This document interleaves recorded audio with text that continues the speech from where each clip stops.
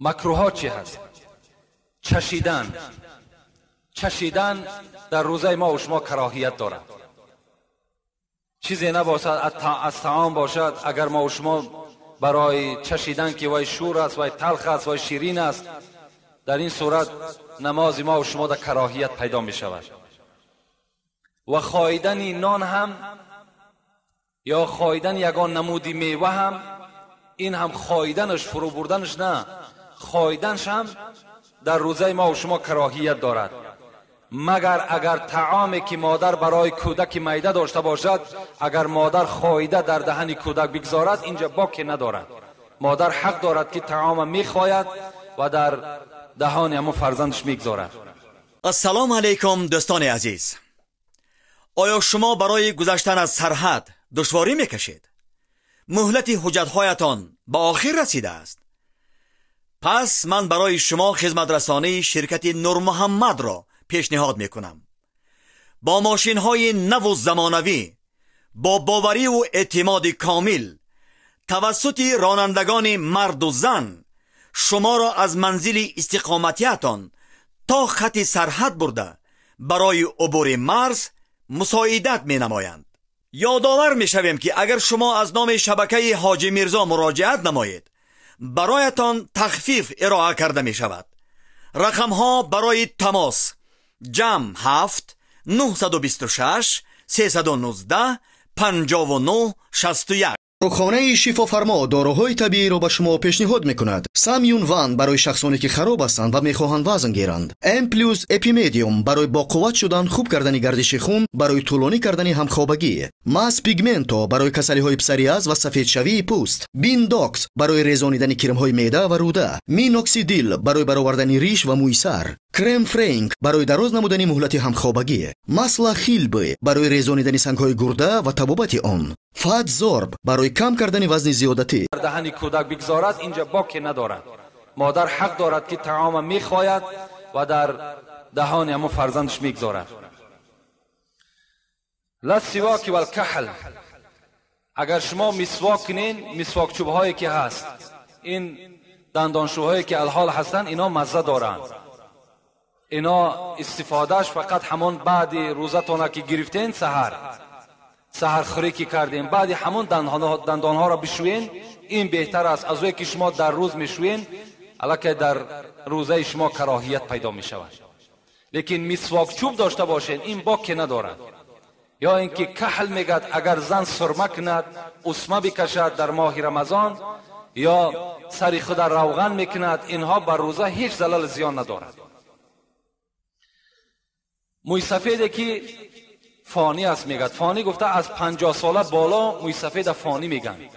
اگر موی سفیدی که از 50 بالا شد، وای خودش قوت خچه میداند که خیلی برجامانده میشود، یعنی قوت روزه گرفتن ندارد، اینجا شریعت ما و شما چیکار میکند؟ چی حکم میکند؟ حکم میکند که همان موی سفید افطار کند، هر روز میخورد و مثل صدقه فیتر هر روز صدقه میکند، یعنی 2 کیلو گندم چند سامانی که شود یا 2 کیلو گندم میدهد، هر روز 2 کیلو گندم برای هر روز خوردگیش خیر احسان میکند. اگر قادر شد و قوت پیدا کرد، بعدا قضا میگیرد. و ایلا اگر به همون ضعیفی و ناتوانیش از دنیا گذشت، همچون روزدار از دنیا سفر کردگی است. زنی که حامله باشد، این مسئله را من در اول خواندم به شما که زیرا که این مسئله مهم است، خیلی با دقت باشین، این مسئله در همه ما و شما رخ میدهد. زنی که حامله دار باشد یا کودک معده دارد که کودک شیرخواره است، و همه ما و شما معلوم است که شیر از غذا پیدا می شود. اگر مادر غذا نخورد، طعام نخورد، شیر کم می شود. شیر همون قوتناکی که در داخلش دارد، همون قوتناکی ها گم می شود و کودک ضعیف می شود، کودک بیمار پیدا می شود. اینا گفتم. پس یک حدیث به یادم آمد، تنظیم عائله خود یک موضوعی هست که در قرآن ما و شما پیش از گفتار این موضوع را بیدار کردن در حکومت ما و شما، این تنظیم عائله خودش علاکه در قرآن ما و شما ثبت کرده شدگی است.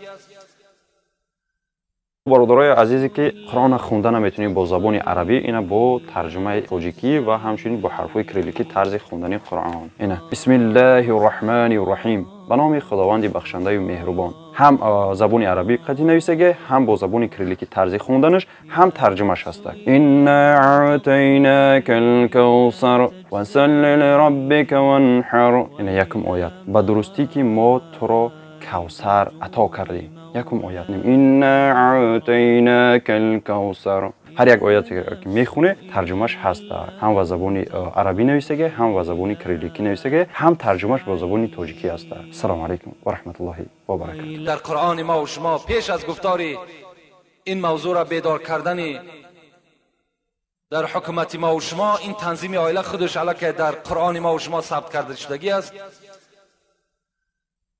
در همون جمع ذکر می شود که اگر زنی که یک کودک می زاید و در بین تنفس نمی کند و سال آیندهش کودک دیگر را می زاید، در این صورت برای همون کودک اول که در شکم مادر علک کودک پیدا شده است، علک قوتناکی شیرگون می شود. گفتم پیغمبر یعنی پی در پی زاییدن در اینجا من کردن که از حامله بودن و باز کودک شیرخواره باشد، این صورت کودک همان شیرخواره ضرر می‌بیند، زیرا تمام قوتناکی شیرگون می شود و شیر خودش حدش کم می شود. انا اگر زنی که حامله باشد یا شیردهنده باشد، اگر خوف برند بر فرزندشان یا خوف برند بر سلامتیشان، این صورت چیکار میکنن؟ یا بیماری که خوف میبرد که روزه بگیرم مریضم زیاد میشود، یعنی دردم زیاد میشود، یا مسافری که سفر کرده است، از 120 کیلومتر از خانهش بیرون سفر کردگی هست، اینها را شریعت ما و شما حکم میکند که اینها حق دارند که روزه را بخورند و بعداً از مریضی که خلاص شدند، زنی که تولد کرد، کودکی که مثال الکی به وایه رسید، اینها یا مسافری که از مسافری به خانه خود برگشت، اینها در این صورت روزه را قضا میگیرند و فدیه نمیدهند. چگونه ای که اون موی سفید فدیه میداد، اینها فدیه نمیدهند. پای پیاده شهر نیست، اگر به سمالیات میره، به مرسیدس میره، به چیزی میره، همین 120 کیلومتر طی کردی تو مسافر هستی. ولی بسیار از همین عقیده در ما و شما که وقتی آدمایی که مثال سفر میکنیم به دوشنبه میریم، بعداً چیکار میکنن؟ همان 4 رکعت فرضی که هست، حالا که خدای ضیافت خدا از 2 رکعت گفتگی است، 2 رکعت فرض بخوانین. بعد چی میگد؟ این من مثال وقتم خوش است، مانده نشیدم، از همین خاطر من میرد 2 رکعت میخوانم. اگر 2 رکعت خواندی تو ثواب نمیگیری، تو بلکه اگر 4 رکعت خواندی تو ثواب نمیگیری، تو در اینجا در نزد خدا عاصی و روسیا هستی. خدا فرمان داده است در سوره نیسا، شما سفر کردین نماز قصر کنین، نابسته تو به ماشین میره، به اسب میره، پیاده میره، فرقی ندارد. این ضیافت خداست، این حکم خداست، شما به جا بیارید. خب و صوم سفر لا یضر احب.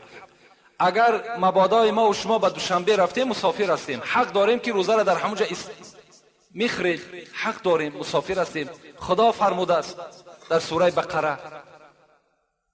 لیکن اگر دلتون نخواست، مثال تو سحر روزه گرفتی و بعد رفتی گفتی نه نمیشکام، این دم حق داری نشکام. در روزه حق داری، برای تو مستحب است، بخواهی بگیر، نخواهی نگیر. اگر گرفتی چی هست؟ هم قدر می شود که دیگر قضا، یعنی وقتی که به شهرت آمدی دیگر قضاش نمیداری. این ده اختیاریت است، میخواهی بخورش، نمیخواهی هم اختیار داری سال نخورش. حساب می شود، از روزه تو حساب می شود. اگر شخص بیمار می شود، میگه بیمار شد، روزه را میخورد، روزه را میخورد، ولیکن شرط کرده شده است. میگه صاحب مسئله میگه شرط کرده شده است این که به فرزنداش نصیحت کند که بچه من 3 روز یا 4 روز یا 5 روز از رمضان خوردم. یعنی اگر به شرطی که بعد همین تندرست، یعنی بعد همون بیماریش مثال 3 روز یا 4 روز صحت می شود، مثال 5 روز روزه گرفت، 5 روز بیمار بود، مسئله را خوب گوش اندازین. 5 روز بیمار بود. در حالت بیماری خدا را رخصت دادگی است که بخوره. بعد همین بیماریش 3 روز دیگر حیات دید و از دنیا گذشت. این صورت در وارثاش باید چیکار کنن؟ همون 3 روزه ای که تندرست شده بود و روزه نگرفته بود همونا را فدیهش بدن. اون 5 روز بیماریش نه، در اون حالت خدا بخشیدگی است. فقط همون 3 روزش چیکار میکنن؟ فدیهش میدن و خلاص. این شرط کرده شده است برای همون آدم که وصیت کنه فرزنداش که من 3 روز دیگر حیات دیدم و از جانب من فدیه بده. خب و فدیه کل صلاتین کصوم یومین.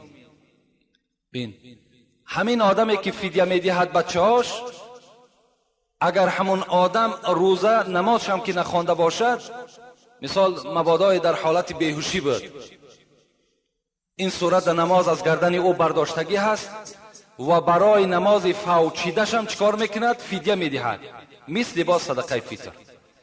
یعنی 2 کیلو گندم از روزش میدهد، 2 کیلو گندم دیگر از حساب نمازش میدهد. امروز ما و شما دوره میکنیم، دوره ای که در مرده ها میکنیم، اگرچند که این صحیح نیست، این دوره خودش صحیح نیست. در آدم های دوچار میشیم که بالکل نماز نخوانده است. ما و شما دروغ میگیم، همین دامله ها دروغ میگن، بعضی را ادا کرده است، بعضی را قضا کرده است. اکنون که ندای پرصدای ارجعی الی ربک راضیه مرضیه به گوش این بیچاره رسیده است، به سبب این، به سبب موت از ادای اون عاجز آمده است. این سخن ما است در دوره ها، لکن دروغ میگیم. ما در نزد خدا گناهکار هستیم. کدام نیکبختش بگیم، بدبختش بگیم، این بدعت جاری کرد، این بدعت است، این از شریعت ما و شما نیست. اگر من یک قابچو، بعضی آدم‌ها تصور میکنن که همون دانه‌های گندم چند که زیاد شد همون قدر مغفرت گناه میشود. نه، اگر تو 1 تن گندم در همونجا بگذاری دوره بکن، باور کن همون آیت کریمه اینجا نفوذ دارد: و ما یعمل مثقال ذره خیر یره و ما یعمل مثقال ذره شر یره. تو در دنیا ذره نیکی کرده باشی پاداشت نیکی است، اگر ذره بدی کرده باشی در نزد خدا اگر 10 تن گندم که دوره بگردانن تو از عذاب خدا نجات نمیابی.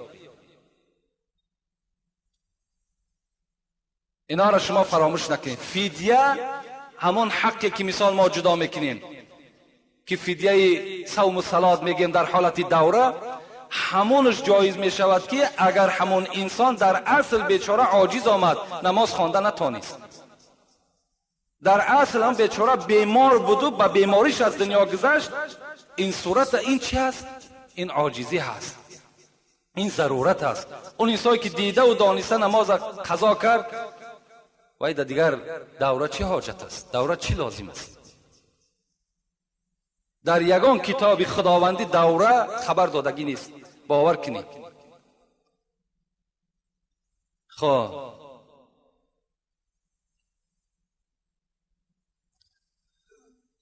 و یمسک بقیت یومه مسافر قدمه. اگر مسافری که در نصف روز رفت و در دوشنبه رسید، این صورت میگه اگر در نصف روز که رسیدی، مثال نصف دیگرش مانده است، همون نصف روز چکار کن؟ نصف روز در باقی بمان، روزت نخور. همون دم حق دارد، بخورد هم حق دارد، لیکن اگر نخورد این بهتر است میگه. خب و حائض طهرت. و مثال شخصی بود که تا نصف روز روزدار بود، زن نصف روز در حائض شد، این صورت هم میگه چکار کند؟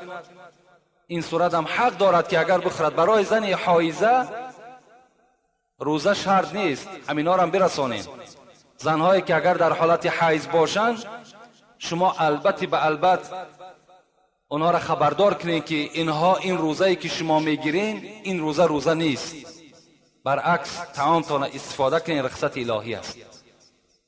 و بعضی حالی سوالات در پیش من آمده است که از دست زن حائضه آیا طعام خوردن و نان پختن جایز است؟ این عقیده یهودی است.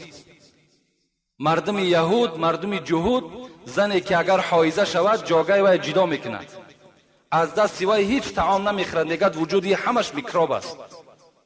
لکن اسلام ما و شما نه. اسلام ما و شما گفتن در حالت حیض زن بوسه کن، در کنار خودت بگیرش، از دست سوای طعام بخو، همراه او هم نشینی کن و هیچ میکروب ندارد.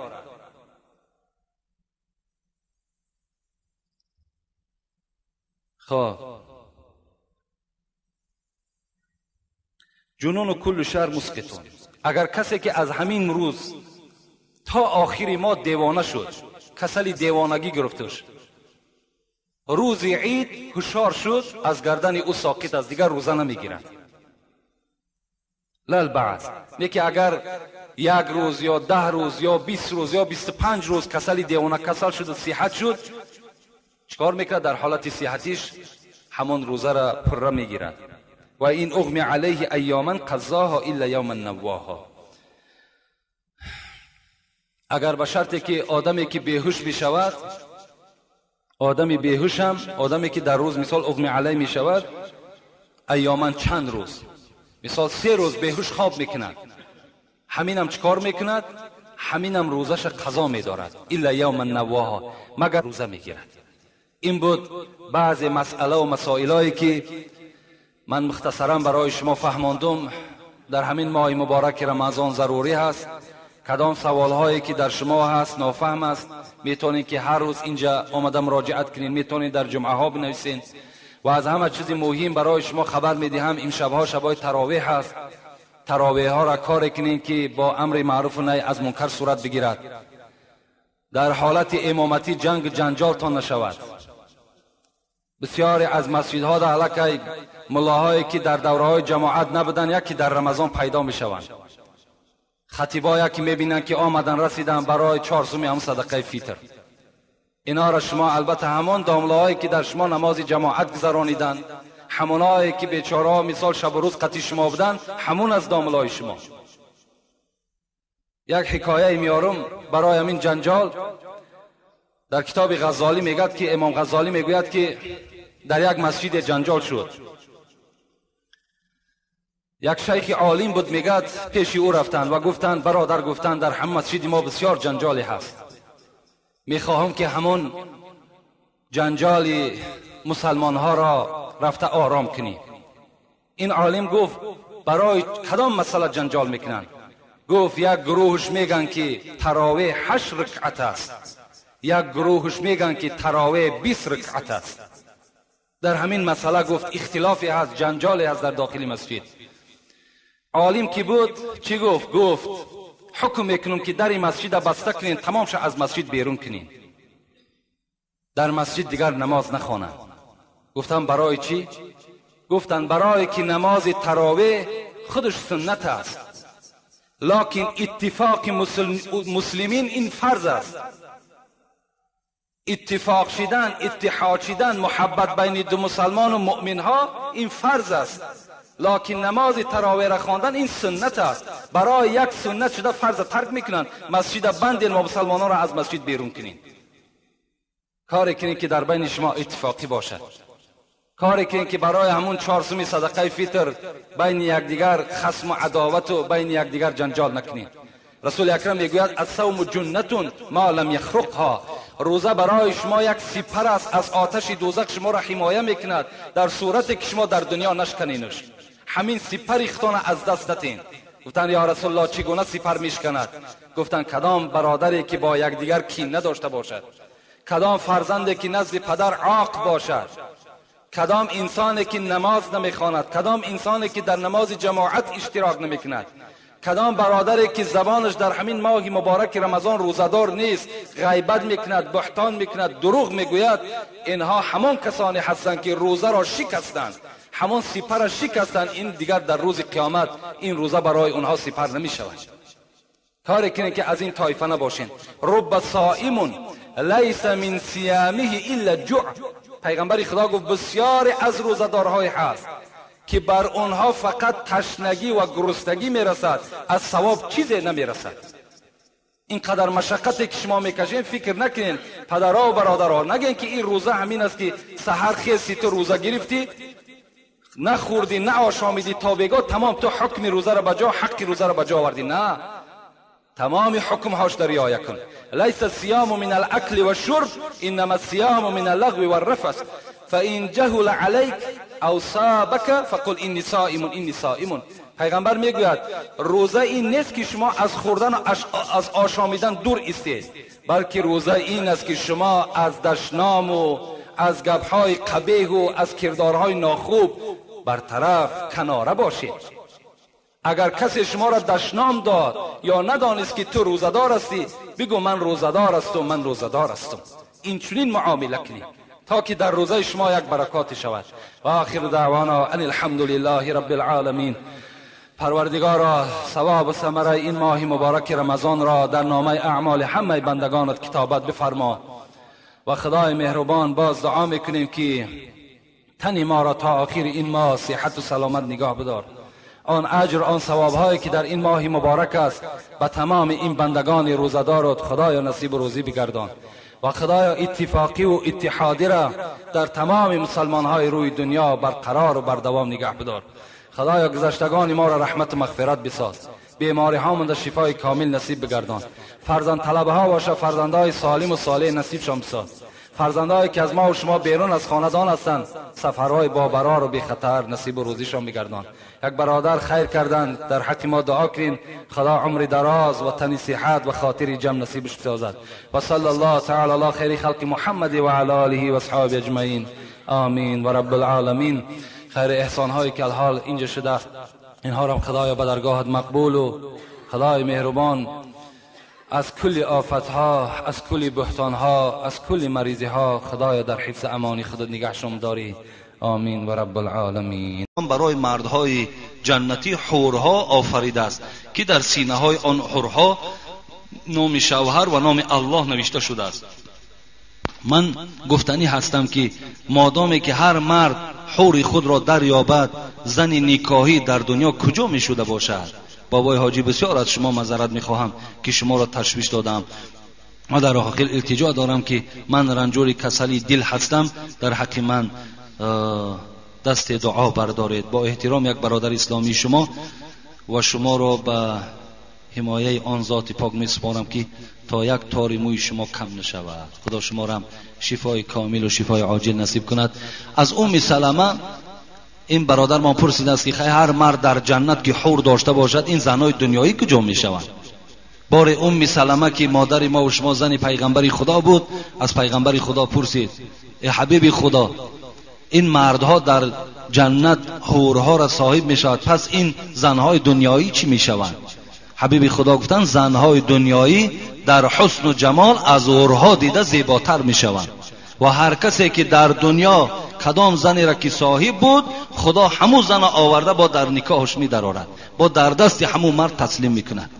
انا اگر همونجا که تو گویم که اگر زنی خدمتگار و زنی بوده که این مرد از تو راضی بود قبولت میکند، و الا اگر تو زن آزاردهنده و زنی گویم که امت دلخراش باشی همونجا هم شوهر از تو میگریزد. اگر از حور هم که زیبا باشی تو را وای قبول نمیکند. السلام علیکم حاجی محترم، اگر حاجی را از حج آمد با گلدسته پیشواز گیریم اجازت است؟ یعنی حاجی می آید بعد برادرای ما و شما با گلدسته پیشوازش میگیرند، آیا همین اجازت است؟ بله اجازت است. گلدسته دادن این یگان گویم که اینا بلکه سنت هستند. شما می توانیم پدرتان، مادرتان، زنهاتان گلدسته ها آورده تقدیم کنین. در خانه هاتون می توانین که شما گل آورده گذارین، گل پروری کنین. همه اینا سنت های پیغمبر ما و شما هستند. و این خاطر وای از یک راه دور آمده است. وای قاعده است حبیب خدا وقتی که به سفر می برآمد 2 رکعت نماز می خواند در مسجد، بعد از اونجا که میگشت می آمد باز در همون مسجد 2 رکعت دیگر برای صحت و سلامت آمدن از مسافرتیش می خواند. گاه نزد فاطمه می رفت و فاطمه را بوسه می داد بعدی از سفر آمدنش. و این خاطر حاجی ها را اگر ما و شما هر گونه که استقبال گیریم البته به البته جایز است، درست است، می توانیم. السلام علیکم و رحمت الله و برکاته. با یک سوال مراجعت میکنم. آیا آدمی که گیمرای یعنی بواسیر دارد چگونه مستحب کند آب ضرر داشته باشد میتواند که همون موضع را نشوید. این گمرای وقتی که در کدام اگر این درد وجود داشته باشد این بواسیر میگویند مستحب کردنش چگونه باشد. اصلا برادرای خیلی عزیز و گرامی، حبیب خدا نعمتان مغبون فیهما کثیر من الناس، ببین العافیت و الفراغ. رسول اکرم میگوید دو نعمتی هست که شما بسیار بسیار پشیمان میشین بعد رفتن این دو نعمت. این یکی تنی صحت است، دیگرش آرامی هست. و این خاطر تنی صحت بسیار بسیار نعمت کلان است. دادرای عزیز و گرامی کار کنین که شما در این روی های گویم آن چیزی که خنک است وقتی که می نشینین این گمرای پیدا می شود، یا با آب خنک وقتی که مستحب میکنین گمرای در شما پیدا می شود. از این خاطر شما همیشه با آب گرم طهارت کنین، همیشه با آب گرم. در تابستان هم که اگر توانین آب گرم استفاده برین و در دستان همون لطه‌ای که دارین همون قطع همه موضع هایی رو که شما آب میرسونین همون زمان قاق کنین، تراتر نپوشین. زیرا اکثر همین گویم که کسل هایی که امروز در بیمارخانه همه بچه های نمازی هن. ببین چه از گمرای و چه از این کسلی که گویم که آب میرود از او، همه همین در حالتی که همون گویم تحپوشای ما و شما در حالت مستحب میکنیم قاق نمیکنیم تر میماند، انمون حالت در این وجود ما و شما درمند میشود. ما و شما در این بیماری ها مبتلا میشویم. برای این با آب گرم شوین، قاق کنین، بعدا شما از حمام بیرون شوید تا که شما بیمار نشوید. وقتی بیمار شدی دیگر تو در نماز جمعه اشتراک کردن نمیتونی، تو دیگر نماز به حضور دل خواندن نمیتونی. برای این همیشه با آب گرم طهارت کنید. لیکن کسانی که گمرای دارن و گویم همون بواسیر و آب در او زلال میرساند ترکش کند، همون موضع را نشوید، تماما همون موضع را آب نرساند. بدون رسانیدن آب نماز برای او درست میشود.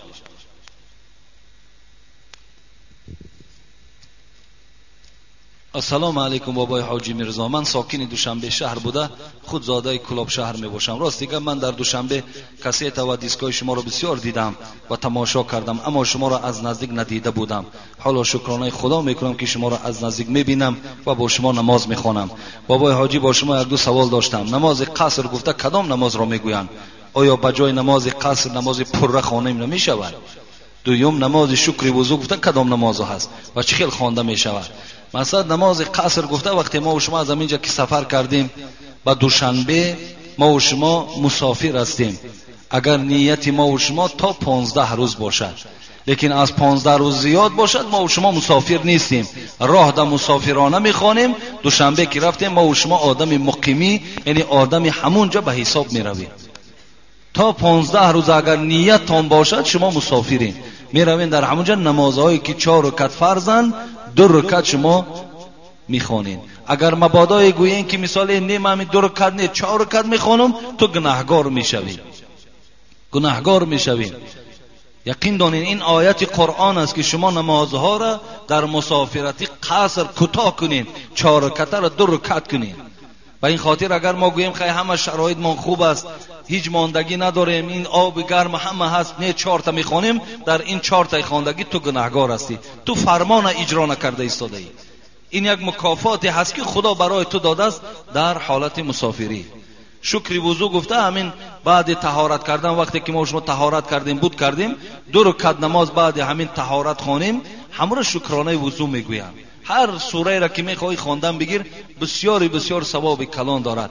حضرت بلال حبیب خدا شب معراج در حدیث ها میگوید من گویم که آواز قدم های بلال در جنت شنیدم. وقتی که حضرت میگوید پایان آمدم و بلال گفتم آواز کفش های تو در جنت صدا داد. و چی خاطر است؟ حضرت بلال گفتن همیشه طهارت که میکردم 2 رکعت نماز از پس او میخواندم. شاید که همین عمل من در نزد خدا خوش آمده باشد و صدای کفش‌های من در جنت صدا داده باشد. و این خاطر شما اگر طهارت کنین و بعد او 2 رکعت نماز خوانین بسیار ثواب دارد. السلام علیکم آقای حاجی میرزا، ما یک گروه مخلصان شما از مسجد دهیه آبشاران ناحیه یاوان سلام خود را میفرستیم و این چنین از نام رئیس دهمون و مولای دهمون و شیخ پاک دامنمون و شما سلامتی عمر دراز با برکات را خواهانیم. در پناه خدا باشید و دعا کنید که با همراهی قوم بیماری های ما را شفا دهد. خدای مهربان این برادرایی که از ناحیه یاوان از دهه آبشاران از ما و شما دعا خواستند، خدا همه بیماری هاشون شفای کامل و شفای عاجل نصیب کند. آمین و رب العالمین. بسم الله الرحمن الرحیم. سلام و صلح و آرامی، سلامتی و عمر دراز را از الله به شما حاجی میرزای محترم و حاضرین همین جماعت دعا طلبم. من و همسرم یک جای زندگی مستقلانه داریم. کسی از کلانترهای ما به ما نیست و شکر خدا را که با ما فرزندهای عطا کرد. دختر روزها من در کار هستم و همسرم با کار و بار خانه و تربیت فرزند، از بس که وای از سحر تا بیگاه به کار خانه هست، بسیارتر در نزد کودک لختکه ها را مانده به کار خانه مشغول می شود. روز به خانه مهمان آمد و پس از بازیچه ها را دیدن از من خواهش کرد که من آنها را از خانه دور کنم. او بال است. گفت آیا این درست است؟ شما چی میگوید در این باره؟ بازیچه در پیش کودک کش بوده است. بازیچه هایی که امروز گویم در مغازه ها می فروشند، ما و شما برای کودکامون می خریم، مهمان دیدن برابر گفتن این بازیچه ها را در خانه اجازت نیست. خوب می شود که این بازیچه ها را از خانه دور کنین. خوب می شود که شما بازیچه هایی که صورت نباشند بگیرین، بازیچه هایی که شکل صورت نداشته باشند.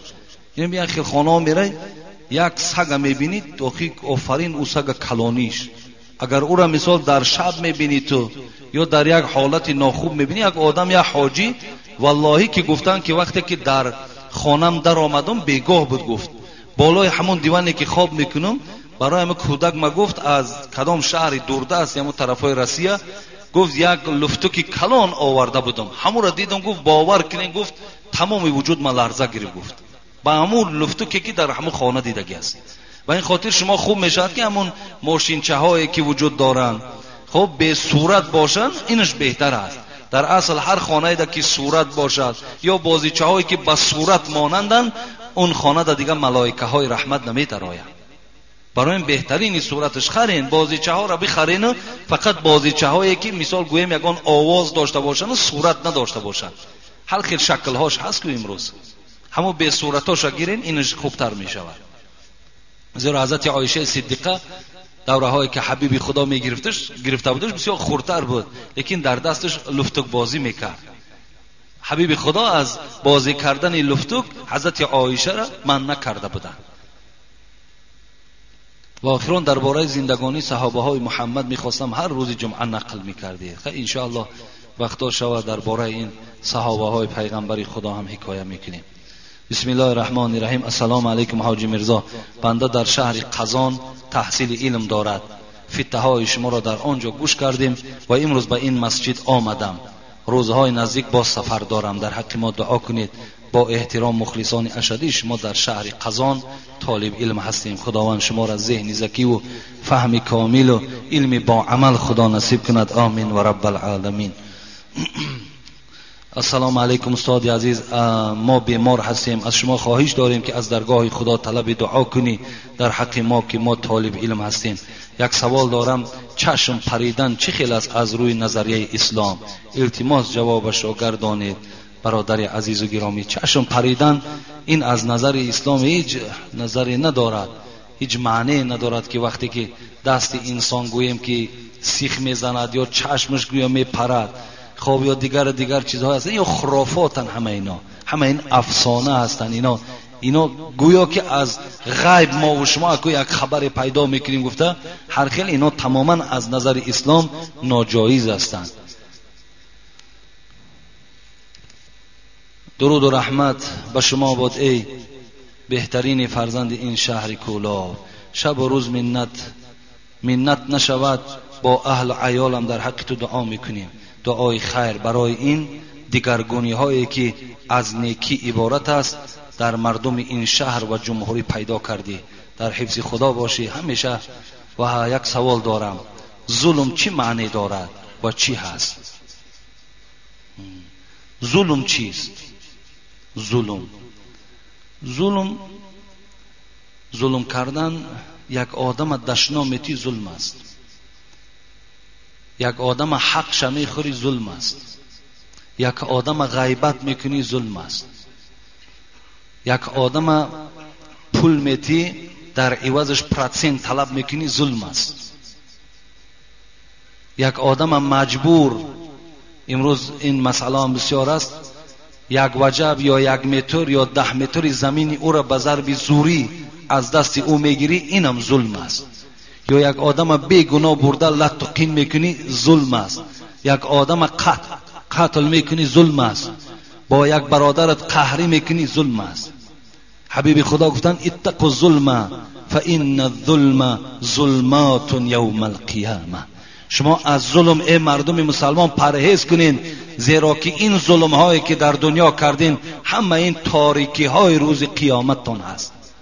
تاریکی های روز قیامتتان هست. انسان باید که ظالم نباشد. عکس ظالم این شفقت است، مهربانی است. همیشه ما باید که رحم داشته باشیم. همیشه باید که ما و شما مهربان باشیم. ظلم در ما و شما نباشد. قصه ها در میارد که بار حضرت موسی در یک بیابان میرفت، بناگاه میگوید یک پرنده سفید آمد بالای کتف حضرت موسی نشست و گفت ای موسی، ای پیغمبری خدا، مرا از این عقابی که از پس من صید کرده ایستاده است نجات بده. خواستن رحم حضرت موسی را سنجند. حضرت موسی در حال میگوید این پرنده سفید گرفت و در آستینش انداخت. همین زمان عقاب میگوید آمد و گفت ای موسی، گفت این صید من است، این لقمه من است و رها کن. گفت حضرت موسی گفت بسیار خوب میشد ای عقاب، گفت برای تو یک گوسفند میدهم و همین پرنده سفیدی که از من نجات طلب کرده است همین به تو ندهم. گفت نه، گفت گوشت گوسفند برای من خوب نیست. گفت بسیار نیک میشود. گفت ای عقاب، از همین ران گوشت پای خود به تو میدهم، لیکن رحم بر همین پرنده بکن. همین زمان میگوید این پرنده از آستین حضرت موسی وقتی شنید این کلام موسی را، از آستین بیرون شد و پرید و گفت من جبرائیل هستم. گفت و اون عقابی که بود گفتن من میکائیل هستیم، آمدیم تا که رحم تو را گفت بسنجیم که تو تا چه اندازه رحم داری. از این خاطر مسلمان باید رحم داشته باشد.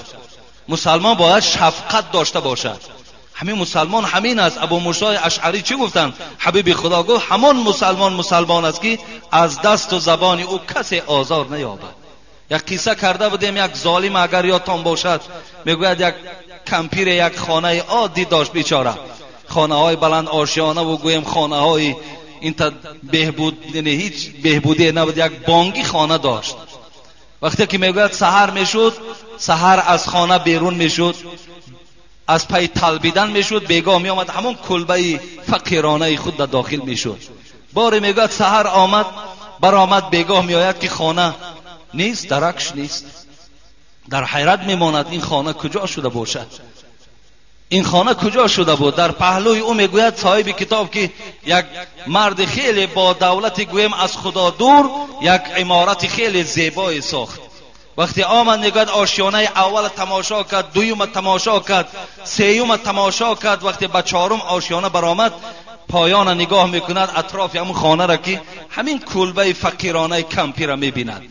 در حال فرمان میدهد که بیارین یگان تکنیک از مثال یا که جمع شوید همه کسا این خانه را از اینجا بردارین که این سکه و صورت خانه مرا ویران کرده است.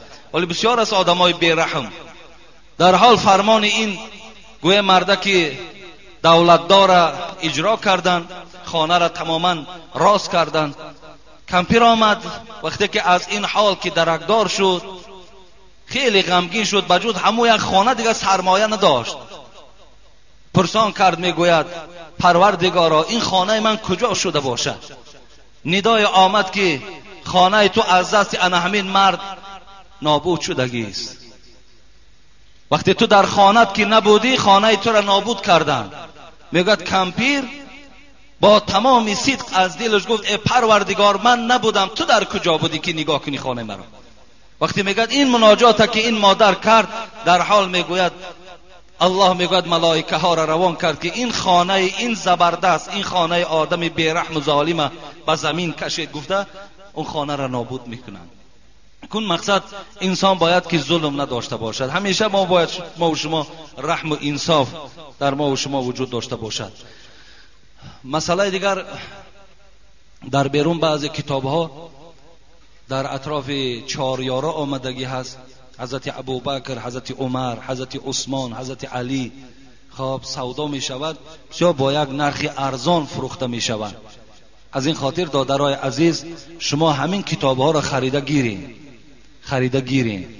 بسیار نیک است، زیرا که امروز الحمدلله که من در کولاب کو نشونیدم، لیکن در پایتخت جوانهای پیدا شدن، چه از جانب زنها و چه از جانب مردها که دشنام دهنده ابوبکر، عمر، عثمان هستند. و این خاطر شما آنها را خوانین، از حال این صحابه های پیغمبر خدا درکدار شوین. خودتان بعد ان شاء الله قضاوت میکنین که البته ابوبکر رضی الله عنه کی بود، حضرت عمر و حضرت عثمان کی بودن. ان شاء الله شما میفهمین. اینجا یک سوال دیگر آمده است، آخران همیشه جواب میگویم. داملای عزیز السلام علیکم و رحمت الله. ایشان حاجی، عائله من دختر یک ایشان کلان است. این را پدرم خواستگاری برای من کرد. من در دوشنبه زندگی دارم، از زندگیم راضیم، لیکن گاه وقتا در دهان من بوی وجود دارد و این سبب می شود و این زن بر من معامله نمی کند. داملای عزیز یگان نصیحت می کردید، زیرا من همراه عائله هم همه کسیته های شما را دسترس کرده گوش می کنم. این برادر یعنی کدام دختری گویم آدمی باز ایشان کلانی را، کدام آدمی مسلمانی را گویم نکاح کرده است، لیکن با سببی که در دهانش چی بوی باشد، چی بیماری باشد، این عائلش و یا به خود نزدیک شدن نمی مانده است. گفته شکایت کردن. این الحال من در صحبت پیشینه گفتم، انشاءالله اگر گوش اندازد همه آیت های قرآن، احادیث های رسول اکرم است. لیکن از همه در بهترین دادرای عزیز باز برای شما یک توصیه میدهم که حبیب خدا میگوید مسواک از سواک مطهرة للفم مرضاة لربی. همین مسواک چوب هایی که در بیرون میفروشند مسواک است، چوی هایی که دراز دو سامان هستند. همین ها را شما میتونین که دو نفر اگر مثال شرایط نداشته باشی یک مسواک چوب خرین، همون پاره کنین. این مسواک چوب استفاده بردن حبیب خدا میگه مطهرة للفم، دهانهای شما را پاکیزه میکند، مرضات لربی. خداوند از این مسواک شما راضی میشود. خداوند از شما راضی میشود با سببی که همون مسواک چوب ها را شما میگیرین و در حد دندانهای خود میمالین. این بسیار یک ثواب کلانی دارد. حتی در حدیث های رسول اکرم لولا ان اشق علی امتی لامرتهم بالسواک عند كل صلاه. حبیب خدا گفت اگر مشقت بالای امتم نمیشد هر آینه امر میکردم که در هر یک نماز دندانهاشون با مسواک چوب شویند. در بعضی حدیث ها در هر یک نماز خوشبویی استفاده برند. برای همین دادرای عزیز در بیرون همین ها امروز فروخته میشد. همین مدنیت ما داشته باشید. همیشه حبیب خدا میگوید که در بالای زبانش مسواک چوبش همیشه وجود داشت. و این خاطر خانه هم درای مسواک چوب استفاده میبریم. این مشک های دندان با قوت میکند، بوی دهان دور میکند. خب در بعض کسلی هایی که در معده داریم همونها هم حتی که برای ما و شما فایده میبخشد. برای همین از همین دادرای عزیز استفاده داریم و با مدنیت همین مسواک ما و شما رسیم. اول شما خارج نرفتین، در خارج روین هم حتی همون آدمای کلان در دهانهای خود مسواک دارن. در همون کیسه های خود که جای روچکه میمانیم در همون جای روچکه هاشون مسواک هاشون وجود دارد. همیشه دندان هاشون با همون خلال میکنن و خوشبویی هم استفاده برین. همیشه این نماز در آمدی اونم بیرون در 2 سوم و 3 سوم هست. من میدونم که امروز خراجات های هست، بعضی ما و شما خراجات های بی معنی زیاد داریم. یا کدام دسترس باشیم 3-4 خوشبویی را بخر در دست یک برادر تسلیم کو، اینم ثواب است. خوشبویی ها را همه را استفاده برین که بدن ما و شما امروز باید خوشبوی باشد. خدا خاتمه کار همه ما و شما را به خیر بگرداند و تا جمعه دیگر خدای مهربان همه ما و شما را در حفظ امانش نگه دارد.